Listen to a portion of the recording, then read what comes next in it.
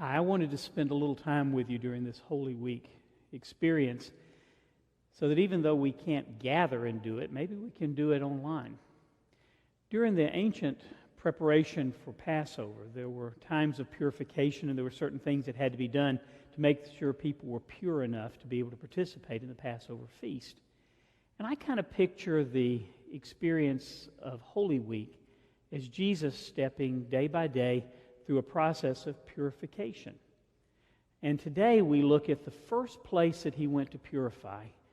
We picture it as he goes into the temple, and as he walks in, it's a chaotic place. It's a place that's filled with money changers, and you know what happens when you have money changers and merchants in a place, especially in an open-air market like that. They were screaming at each other, bargaining, trying to work out the best deal, both sides trying to make the best deal for themselves. And the chaos of it was such that the whole purpose of the temple was lost. From it being a place of prayer and meditation, a place where people would go and encounter God and express their deepest hearts before Him, the chaos basically shut down the purpose of the temple, and it was taken over by people doing things that had nothing to do, really, with what the temple was about. Jesus walked in, probably going there himself to pray. After all, this was going to be a spiritual and emotional week for him. So as he goes into that temple and he sees the chaos, Jesus looks about and he becomes disappointed and frustrated, and yes, he even becomes angry. Imagine him walking in there to pray, and he can't find enough quiet, he can't find a quiet place to even offer a prayer before the Father. So Jesus goes and he begins to overturn the tables of the money changers. He begins to drive them out of the temple, trying to purify the place, bring it back to what it was supposed to be.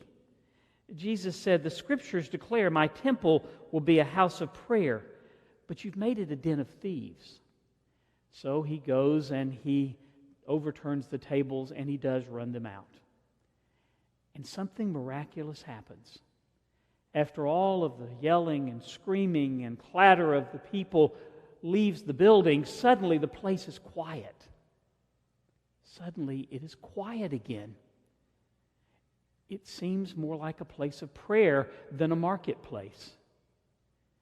And Jesus looks around and he essentially says, this is what it was supposed to be. This is what my Father intended. It's supposed to be a place of prayer for all people. I picture a person who came to pray, who kind of comes up to the temple and looks around and can't believe the fact that it's so quiet. And he goes and retreats to a spot and he begins to offer his prayers. And then another, and then another. And the place fills in the midst of the quiet. It's filled with the spiritual peace that makes prayer and relationship with God possible. It was a beautiful moment. And Jesus had purified the temple. Well, I think about the things we see on television of places that are normally bustling with people. Times Square, the downtown streets in places like Washington and even Atlanta, where people have said they're able to drive through without any stops or any delay whatsoever, where normally they would be delayed for hours. This stay-at-home kind of order, this shelter-in-place, has really been a blessing in a lot of ways. It's made us stay at home. It's made us draw into a place, and it has quieted down places that have not been quiet in a long time. And when you see scenes from those places, it's not that eerie silence, but it's almost a sense of peace. Maybe that's what we're being called to during this Holy Week, a sense of peace, purifying the temples of our very homes, purifying ourselves, restoring that conversational relationship with God. Because, you know, when we turn off the televisions and we quit looking at disturbing websites and we begin to think in terms of what peace is about and seek out that peace and seek those moments like Jesus was seeking to have a place of prayer before God, when we seek that, then we find God. There He is. And He's sitting there and He's ready to hear from us.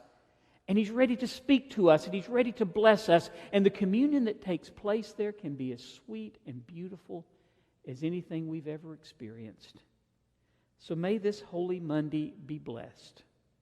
Pray particularly for the cleansing of the hospitals of the viruses that they are having to treat.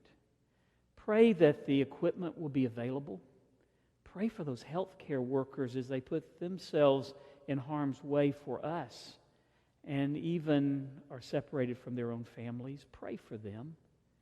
Pray for God's peace to just cleanse everything and to put things back on an even keel. And be grateful, very grateful, for those who are doing the Lord's work around you and around me and are helping make this a better place and are giving us hope. Pray and find God's peace and commune with Him. This is the day the Lord has made. Rejoice, pray, and be glad in it. Thanks for joining me.